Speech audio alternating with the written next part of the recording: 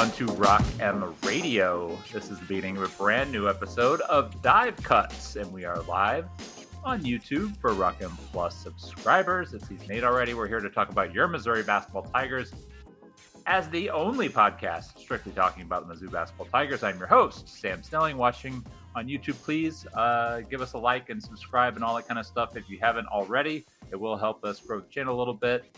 I'm the guy on the left currently talking if you're watching on YouTube.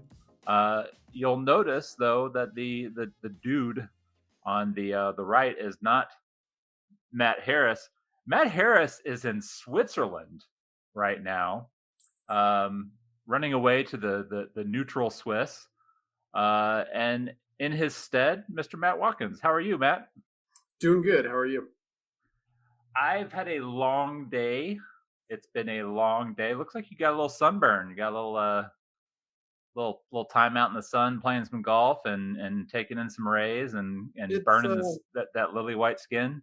It's early golf season, so it's a little bit red. It gets a little bit more brown as the summer goes along. But yeah, it's a delicate balance of protecting your skin, but also building up its tolerance to sun for a long summer outdoors.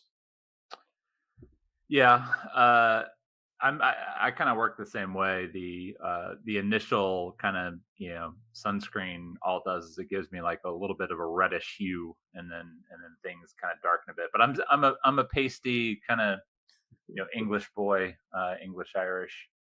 I don't really get super tan, so this is I've got the warm light on right now to make it appear a little bit better. Let's talk Tigers. It has been a little while. We had a little bit of a scheduling snafu a couple weeks ago. And rather than just go right on top of before the box score in their normal scheduling, we opted to just punt for the week. And so we're back. We're going to talk about what's kind of happened since then. So the last time that we convened, Mizzou had added pretty much everybody that is on the roster right now, save for one guy. And the guy who we haven't yet talked about is Jaden Stone, who is, I guess, via West Virginia, via Detroit, via Grand Canyon. He's a 6'5" Aussie kind of wing type. He's a guy that I don't think anybody is going to jump out of their seat with the acquisition of, but considering everything that Missouri had done up to this point this offseason, adding sort of a significant piece to sort of take away minutes from some of the younger guys who I think we all like a lot, didn't seem like it was something that was on the table. Watkins, what were your initial thoughts when Stone kind of came across the timeline there? It kind of fits, with how the spring portal season was going. Mizzou wasn't involved with a lot of the bigger names, and then once you add in Sean Phillips, Sebastian Mack, Javon Porter to a lesser extent, you realize that they had their sights set on something more specific, not best player available so much as just kind of a combo guard wing that would come in, be able to play a little bit, give you some solidity there in the rotation. I think that's what they got. I'll admit when I look at his numbers, I'm not overly blown away. And I think the three of us probably share that opinion based on our conversations.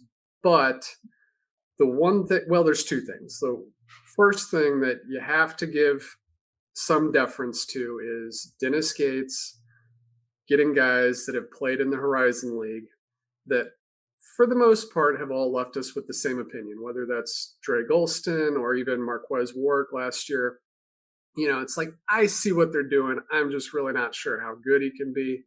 Those guys both were better than we expected them to be. And that's setting aside Demoy Hodge and Trey Gomillion, who came over with Dennis Gates, which is a little bit different, but still Horizon League players. So, he's 2 for 2 on guys that we weren't really wild on being better than we expected. So you have that going for him. And then second of all, He's pretty good size for a guard-ish type guy, decent athleticism, but he played on a really, really, really horrendous Detroit team 2 years ago, and his usage rate was north of 30%. And when you're talking about that, you're talking about a guy who's absorbing a lot of possessions. And, you know, those are the types of guys that you can mold into what you want to be a little bit easier than a guy like, say, Jacob Cruz. Jacob Cruz had better numbers than Jaden Stone, at least efficiency numbers, but his usage was more around 21, 22%. So you can't really cut out too much of his possessions to still be a good player. Whereas with Stone, you have a pretty good opportunity to lop off a lot of that that's not needed and wasn't very good, and mold him into a little bit better of a player. How well that works out, we don't know, but he played last year at West Virginia and missed the entire season with some sort of neck or head injury, which is a concern since he didn't play at all. And has had a pretty sordid history as far as staying on the court. I think he's played more than half the games in one season at Detroit. So there's some question marks, but when you look at getting into May and the options aren't great, your budget is limited, your role is limited, I think it's fine. That's a long way of saying it's fine. So it is one of those situations where you are putting faith in the coaching staff, taking a guy who, has sort of at the least proven himself to be a pretty good shot maker. Finding what shots he's better at making and getting rid of, like you were kind of saying, getting rid of the junk, things that make him less efficient. I'm always leery of taking guys that were on bad teams, or at least successful on bad teams. West Virginia was a pretty good team last year, but he didn't play. 2 years ago, being on Detroit, I mean, like, somebody has to make those shots, right? Somebody has to take those shots. It's always the argument, Missouri has had a lot of bad years recently. And one of the things that we've always talked about is like when guys would leave, and even if you saw like a guy that had potential, it's like, well, he was also, a prominent member of a bad team. And when you're talking about reforming and being a good team, you aren't always concerned about losing guys who weren't helpful towards winning. And I think like that's the big thing for me, is can he contribute to winning? That's going to be the question that the coaching staff and Jaden have to answer. He's got the size, he's got the shot making ability. I think he's reasonably athletic. I think positionally he'll be fine. All those things. But how are you impacting winning? And are you able to impact winning at a greater rate, than guys who we think are going to be able to impact winning? And that's guys like, Honor Boateng, and even like Jacob Cruz, who's probably, going to play a good amount on the wing. Cruz, we know what you're going to get from Cruz. You're going to get a decent shooter. You're going to get, positional size, a guy who can and help stretch the floor. Guys a little softer defensively. Can Stone turn himself into being a better defender? Can he sort of match the shot making of Cruz? Then I think you're kind of working with something there. I do think this is a situation where there's a lot of the Dre Golston comparisons, because if you go back to Golston, I mean, he was a good player on a really bad team. He came to Missouri, and I think we all thought that he was probably going to play, but it was going to be a limited role, because Isaiah Mosley was a guy who was, very likely to step in and provide more of the scoring punch. And that didn't really happen. And Golston was still able to kind of step in, sort of hone his offensive game. And I mean, we have very fond memories of Dre, mostly because he hit some really huge shots. But his efficiency metrics on that team were fine. Like they Fine. weren't bad. Coming from the horizon, what he was doing, his last year before getting to Missouri, he got a lot better considering he's stepping up in the SEC. But it's still like a guy. Just pulled it up because I was curious. 101 offensive rating. Was Golston his senior year, 57% of the minutes. I would just say like I would be surprised if Stone sees 57% of the minutes. I think Stone is probably more likely to see what is equal to or less than what Warwick provided. If he becomes a defensive menace and a guy who can hit 35 to 40% of his threes, and I think you're going to see him on the floor a little bit more. But we don't necessarily have a ton of evidence that he's that guy right now. So leave the door open. Like to leave the door open for anything here, but certainly not a guy who I would like as we kind of get into the off season, we do our little fun top 8 exercise. Not a guy that I would really expect to kind of hit top 8. Yeah, that's one of those weird things that when I look at his numbers, I wouldn't either. But Knowing Dennis, just the Dennis Gates factor. Not that it's bad, but these guys that he pulls in from the horizon tend to surprise a little bit. I mean, Marquez Warwick actually finished a little bit lower in minutes than I anticipated, but I gave Warwick that artificial bump, expecting him to be higher. But Warwick was good last year. He was an efficient player. He probably should have been used a little bit more when he was on the court. But I mean, when he came on there, he had a positive impact offensively. Defensively, he was. Well, if Stone wants to shoot 45% from 3-point range, then that's a wave that I think you're going to get on the floor a little bit more. But even like Warwick, that's what Warwick shot, and they still they only found him 79 threes last year. I think you got a guy who's going to shoot 45%. I would want him shooting 130 threes versus 79. Yeah, so Warwick played for those who are wondering 32.6% of the minutes. His offensive rating was 133.1. Which is fantastic.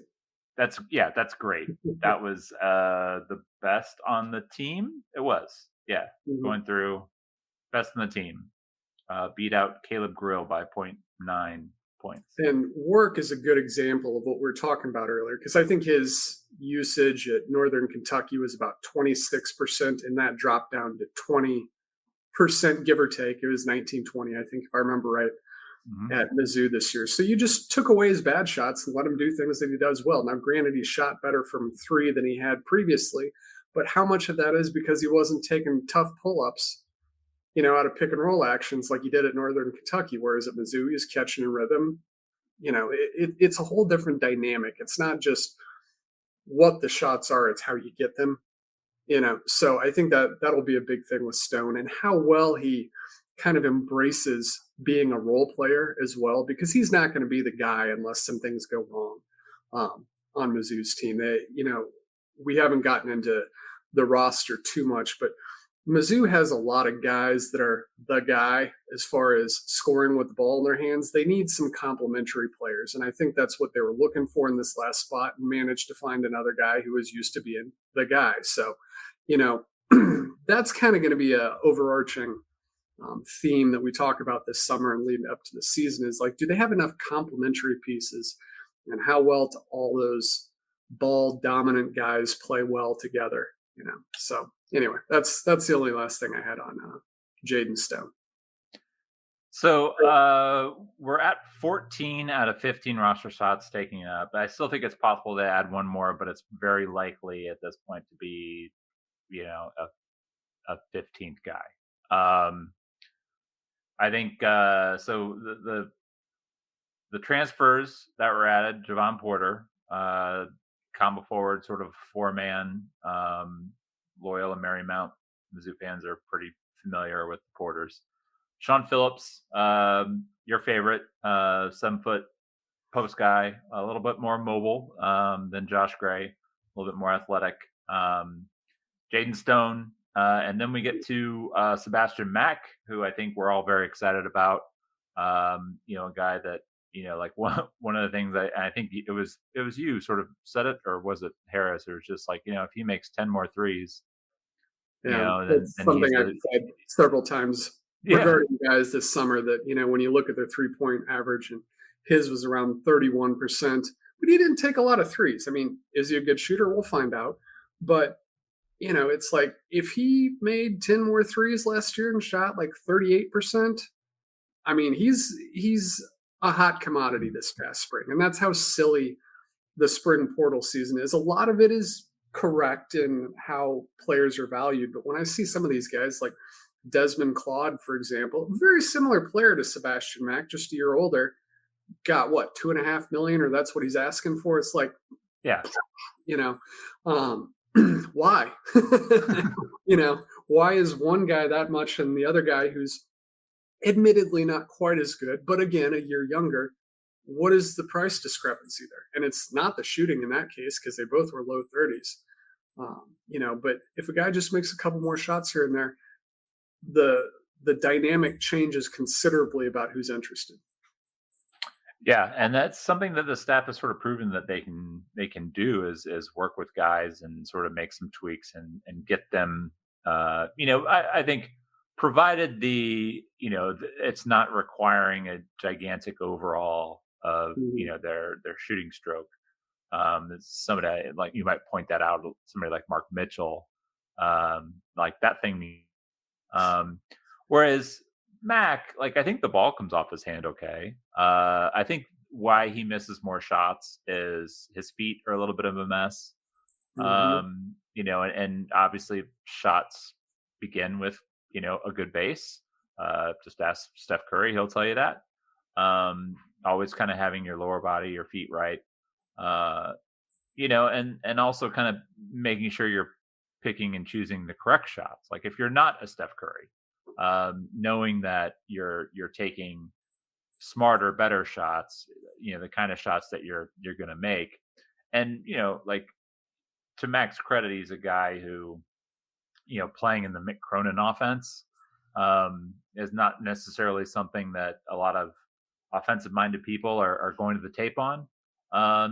So he's not really getting a lot of the kind of looks that I think he can get with Dennis Gase kind of steering the show.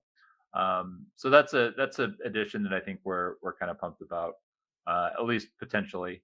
And then Luke Northweather, who I know that there's a lot of sort of casual rolling of the eyes and the former Blair Oaks product. I think it's good. You bring a guy home; he wants to be home. He's okay, being a back end of the rotation type. He's played in the SEC. He's shown he can stretch the floor and be a ball mover. I like he's not, if he's starting, then I think there's a problem. But I don't think that that's the expectation, is that he's going to sort of come into that role. Then moving on to the rest of the roster, obviously Jacob Cruz is back, Mark Mitchell's back, Trent Pierce is back, Ant Robinson is back, Honor Boateng, T.O. Barrett, and Trent Burns all returned from the freshman class. And then the incoming freshmen are Nicholas Randall and Aaron Rowe. So we're pretty much set, other than maybe a 15th flyer coming in at some point over the summer. Overall thoughts on the construction of this roster.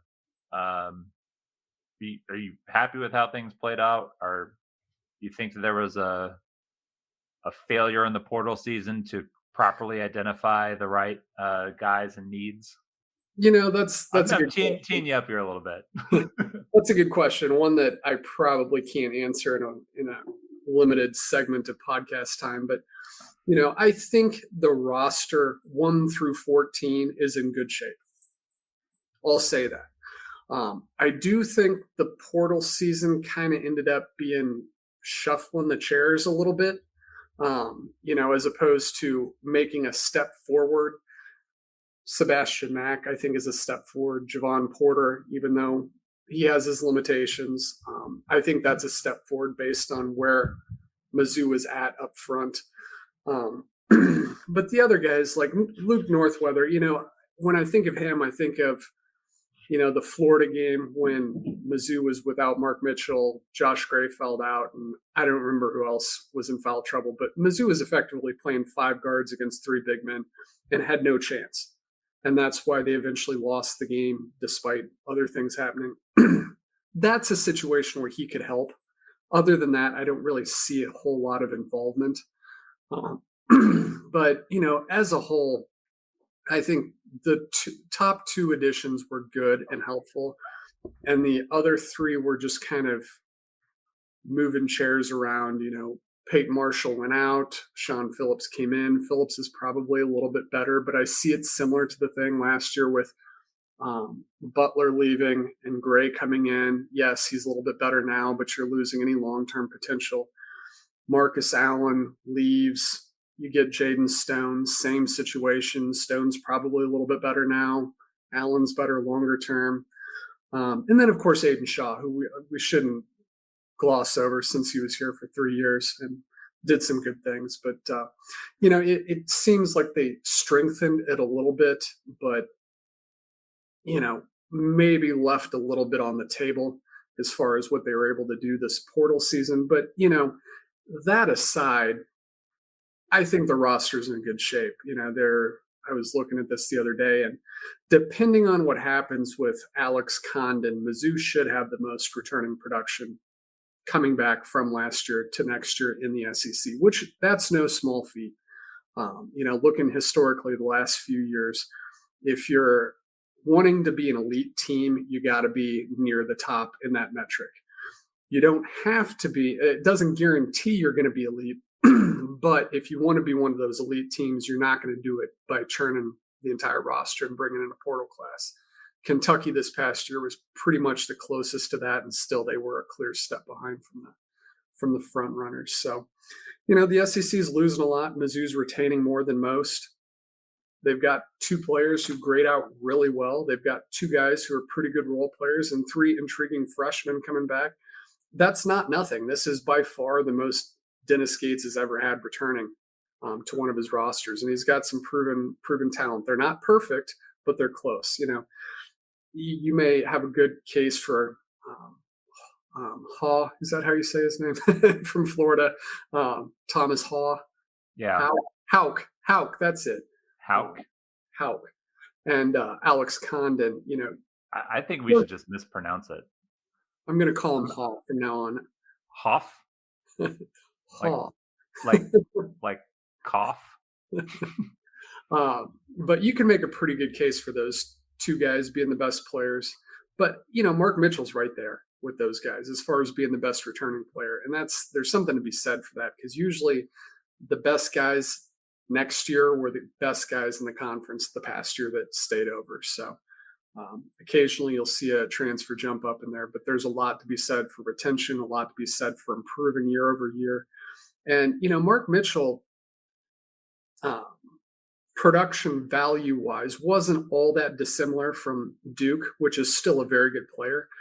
So I think he has some room to improve as well, and how he's able to do that from year 1 to year 2. And the Dennis Gates era will definitely play a part. But overall, I think they've done a good job. I don't know that they've done enough to be considered the favorite. I do think they've done enough to be considered a pretty solid tournament prospect going in. And how these younger guys develop, how Trent Pierce, Jacob Cruz take a step from what they did last year. If those things are all answered in the right way, they could be really, really good. So we'll see. That's a long-winded answer. Yeah, I think, with Mitchell, obviously, when you're talking about returning production, you're mainly looking at what Mitchell and Ant Robinson can provide. Does Ant have another gear? And can Mitchell find like the consistency button? We've seen him be awesome, and I think, I think one of the things they're going to try to do this offseason is to unlock, the shooting a little bit more, make him a little bit more of a threat. We've always said he doesn't need to be a guy who's, going to shoot 40%, but you need to at least be worried about him.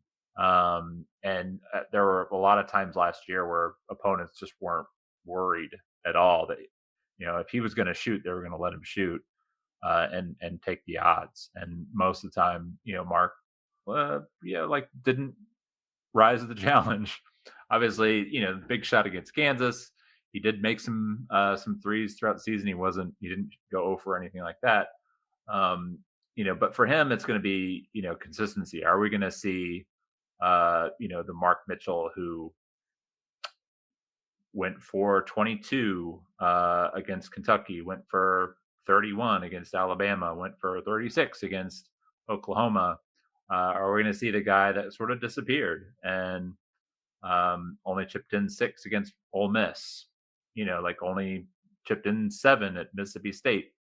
Like that guy, he seemed to kind of find more consistency once Dennis sort of challenged him. But we've got to find that at the start of the season, that he's got to carry that sort of that mentality, that that ability that he has to sort of dominate a game athletically, from start to finish. And I think like if he's going to do that, he's probably going to be one of the 5 best players in the conference. And if you have a top 5 player and Ant, if he can be a top 10 player, then I don't like. You're a lock for an NCAA tournament bid at that point. And what you're probably talking about is can they contend for a top 4 finish? And I think like when we're looking at the construction of this roster, like that's where I want to kind of see them take another step and and contend not just for NCAA tournament berths, but actually be a threat in conference. And it's one thing that I think we've kind of talked about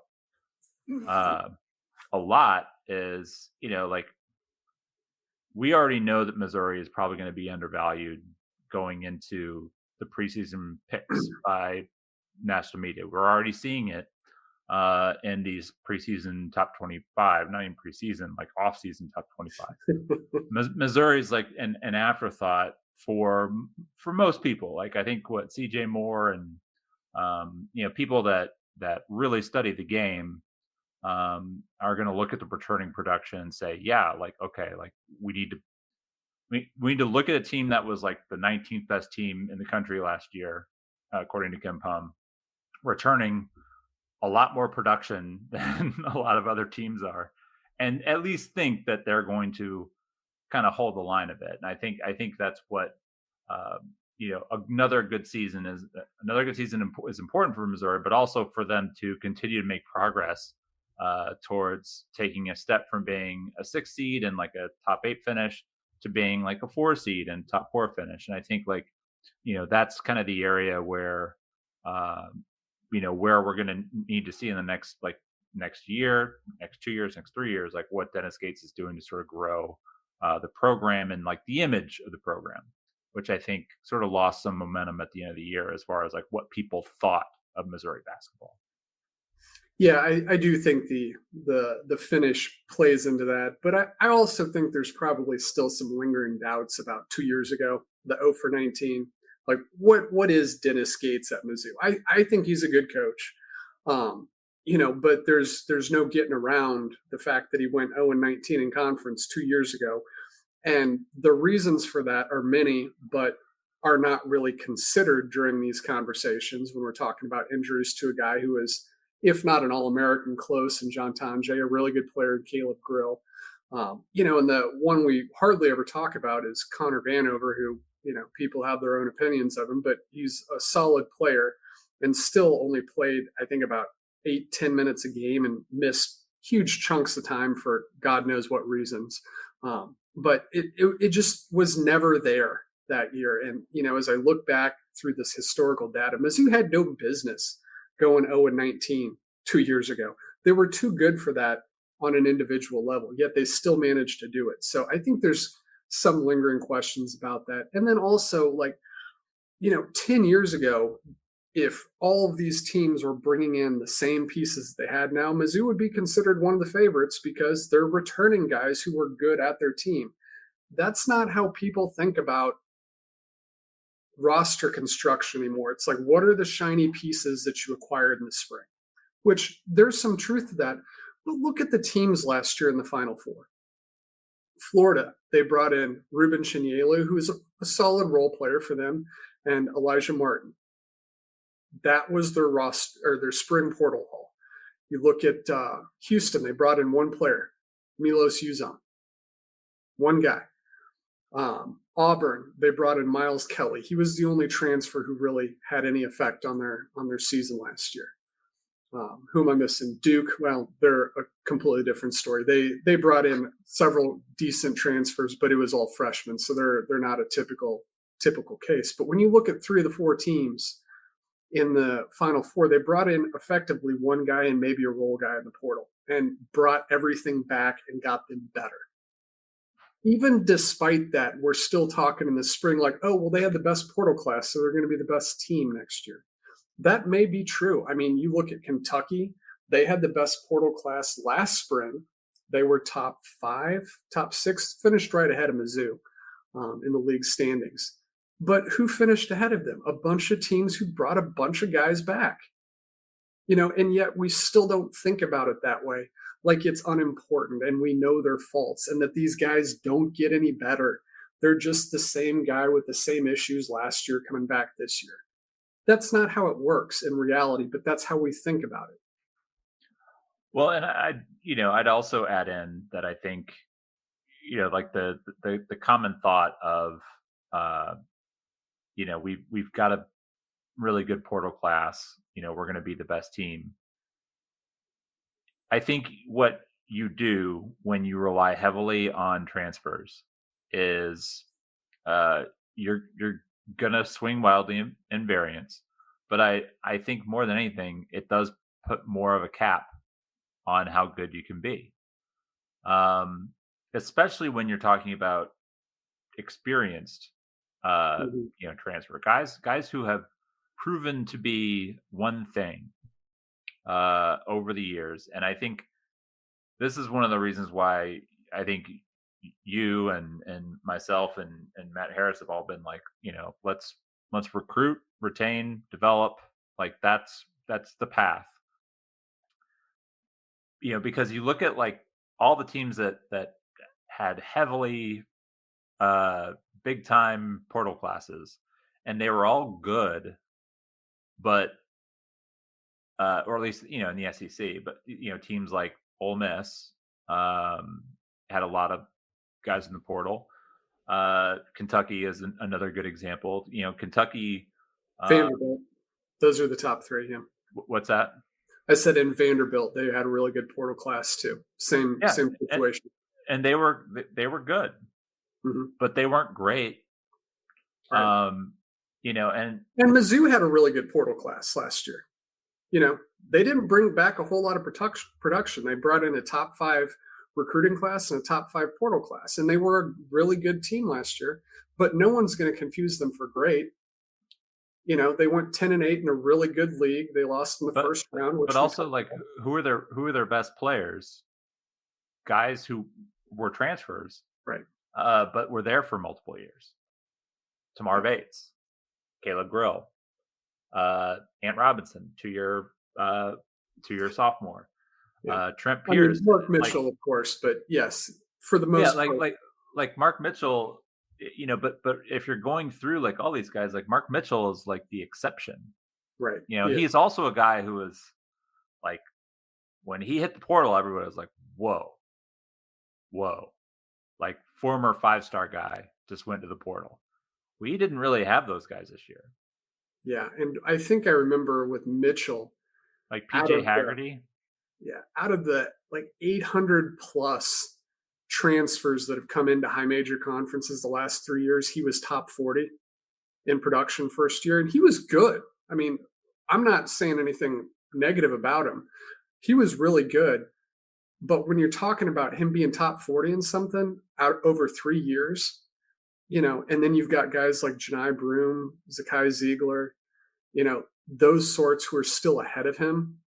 Well, they've been there. They've been in their program for a while, and they get better year in, year out.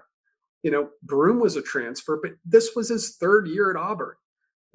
Is he even a transfer anymore in this day and age when you're at a 3rd year at the same program? So to me, it's a difference between first year transfers and multi-year transfers when you get further down the road. And we're going to see that with Mark this coming year, and we'll see if that pays off. I was looking back over my SEC transfer tracker because and we'll get it more into like what's going on with the rest of the league. But there's been a lot of turnover. It's going to be a lot to go through this summer. A lot of turnover, a lot of lost production, and a lot of guys graduating. Fifth years are gone. 63 outbound transfers by my count.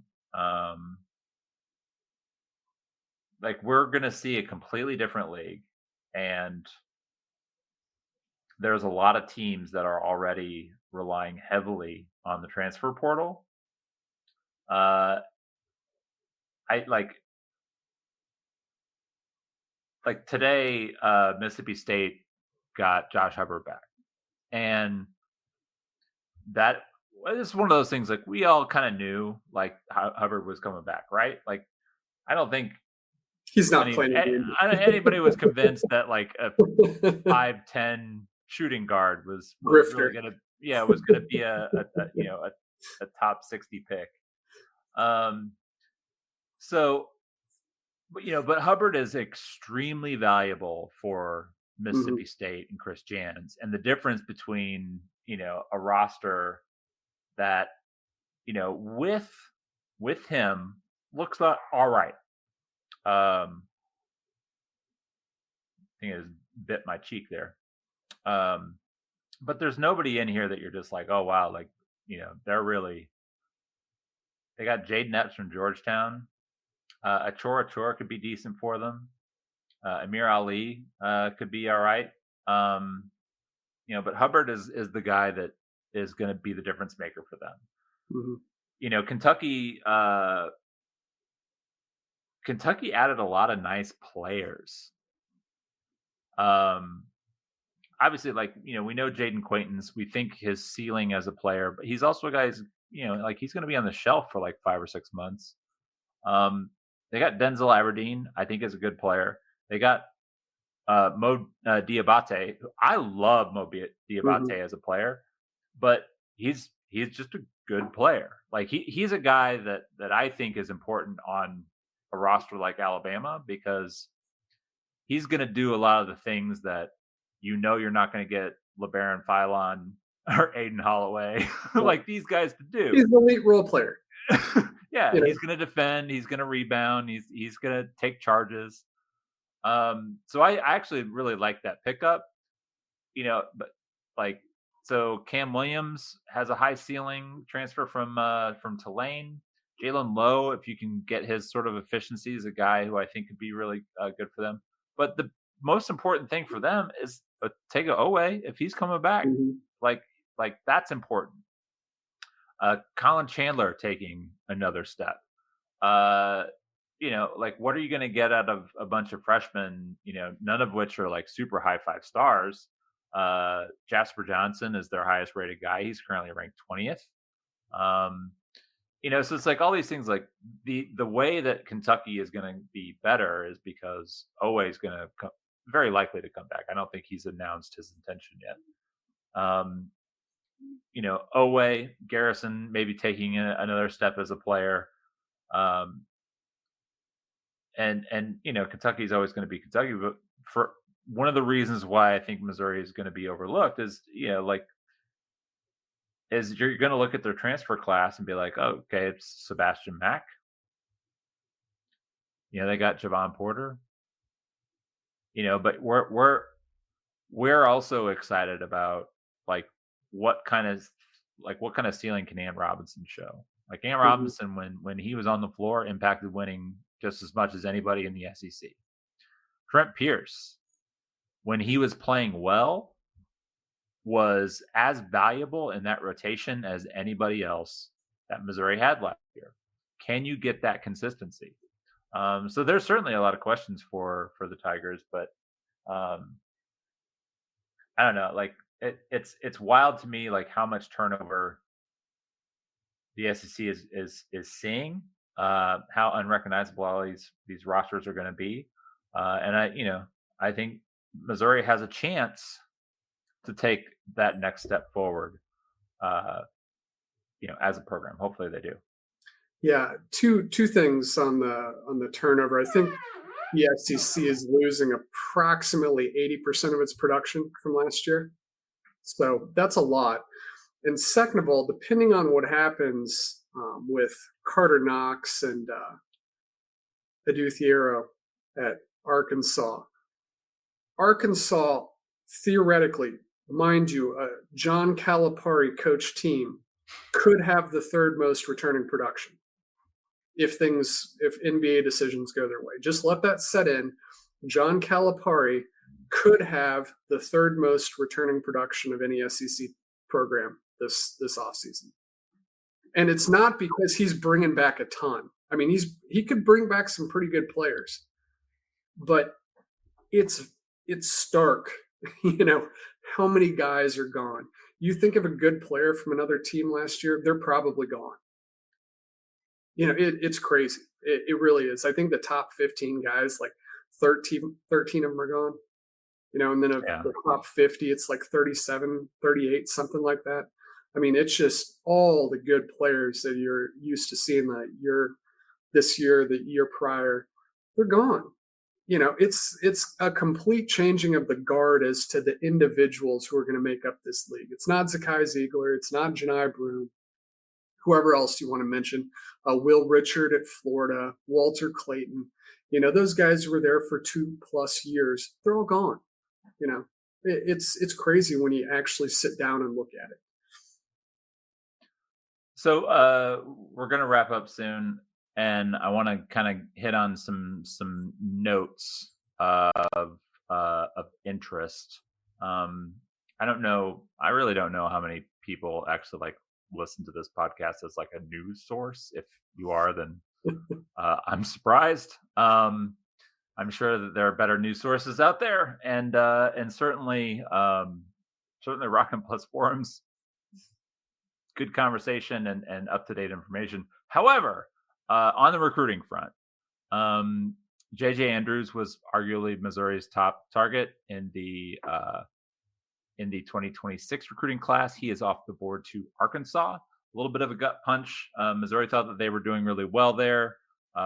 For all the information that we sort of have on it, Missouri was the leader, and everybody thought they were the leader. But the thing about John Calipari is John Calipari had to decide if he really wanted JJ Andrews. And I think he decided within the last 2-3 weeks, whenever it was, that they did really want JJ Andrews. And when that decision was made, the rest was sort of written. And so Andrews is off the board. It does sort of hurt Missouri's class. It goes to your conference rival.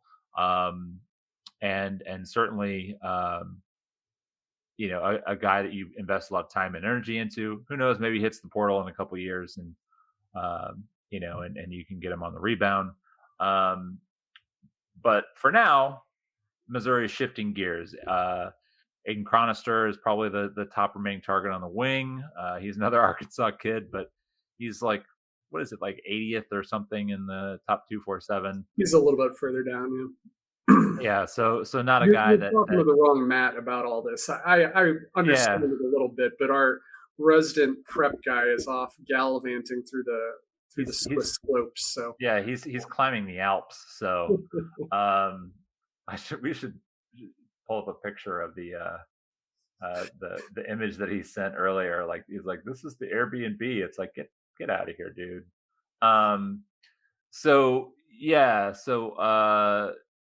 But yeah, Aiden Chronister, they're still recruiting. The idea here is they're going to take a wing and probably one or two big men. Any guards that pop. I think Tony Bryant has a scheduled visit. He's like a top 15 5-star kid. That seems like a long road to haul because he's also not committing until next spring. But certainly, losing Andrews is a hit. However, there's a lot still to go. And It's better now than like a we'll year we'll from now. all forget about JJ Andrews when Honor Batang is dunking on the Hogs, this off season. And the first non-conference game was announced. Missouri is going to open the season on the road at Howard. It's certainly not a quad 4 home game, so that's good. And playing a game in DC, I guess, can be fun if there's any Mizzou alumni chapters in the nation's capital. But certainly not something that I think either of us expected. It is going to be kind of fun to. I like it when big high major teams go and play mid and low majors on the road. I think it should happen. I think every team should be like required to do it at least once a year. I don't care about your gate. I want entertaining games, and even if it causes a loss, I'm for those kinds of games. So those are all the notes that I have. Yeah, I'm with you on that. I like playing in home arenas no matter where they are. Just play in the arenas that people paid for to host these games. Just do it. So this is what Matt sent us earlier today of the view from his Airbnb. So if you're watching on YouTube here, you can see it. If you are listening to this through the regular podcast feed, just go to Matt's Twitter feed. I think he put it on Twitter also. Yeah, the other Matt. Don't come to my Twitter feed. You'll be sorely disappointed. Yeah. So that's what he's doing while we're stuck here in Missouri talking about basketball. A little jealous, but with that, we're going to get out of here. Watkins, anything else you want to hit on before we get? Nope. It's officially the off season now, so we won't be gone. But the numbers crunching takes a different appearance now. It's looking forward as opposed to looking back, which is exciting, But it also means that there's nothing that's really happening outside of prep recruiting, which again, assuming no unfortunate accidents happen on a hike, we'll have you covered there with Harris's prodigious film breakdowns on the prep front. But it's kind of that off season for Mizzou sports, golf and baseball season. Not Mizzou baseball season. That's over too. The professional baseball and I guess all the other colleges in America are still playing except Mizzou. You lost me with the golf. Yeah. And baseball. I don't really watch baseball either. This is my off season. I will kind of tune into the NBA playoffs here and there. But other than that, I don't watch really any sports until college football ramps up. A little soccer. I'll check out City and watch some EPL still. I do miss the summer tones of Dan McLaughlin. I still haven't got quite on board with is it Chip or Skip, whatever Carey. One of the Careys. The Cardinals games. Yeah, I still miss Dan with his personal demons and all, but that was the sound of summer with the hot weather outside, just chilling out with a baseball game on in the background. That's the good times. All right. I'll leave that to you. I will try to get caught up on the shows. So thanks everybody for tuning in. If you did enjoy this podcast, probably make sure that you're subscribed. You can do that on the podcast feed, wherever you download and listen to your podcast. That's Apple Podcasts, Google Play Store. If you are subscribed, you also get episodes of Before the Box Score and Majority Rules, and any new podcasts that we might come up with here in the future. I do think there may be more coming. So with that being said, we'll see you on the forums. Thanks everybody for tuning in, and we'll talk to you in a few weeks.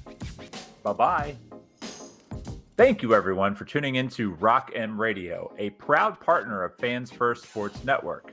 Rock M Radio is the official podcast network of Rock M Plus, a new and exciting subscription service provided by me and the other voices of Rock M Radio. Please take a few moments to head over to rockm.plus and sign up for an account today. The cost is only $5 a month, and the benefits include access to our live podcast, a subscriber-only message board, weekly newsletters, and more. If you enjoyed this episode of Rock M Radio and would like to see more just like it beamed directly into your personal device, make sure to click the subscribe button below and tell your friends. Our podcast feed is available through the Apple Podcast app for iPhone, Google Podcast app for Android, whatever app you listen to your podcast. You can also find Rock M Radio on Spotify. If you're looking for a podcast about your favorite team that is not the Missouri Tigers, Fan First Sports Network is your answer. A full podcast network loaded with the team-specific podcasts covering Major League Baseball, the NFL, NHL, NBA, MLS, and more. And we'll be back with more episodes of Rock M Radio coming to you soon.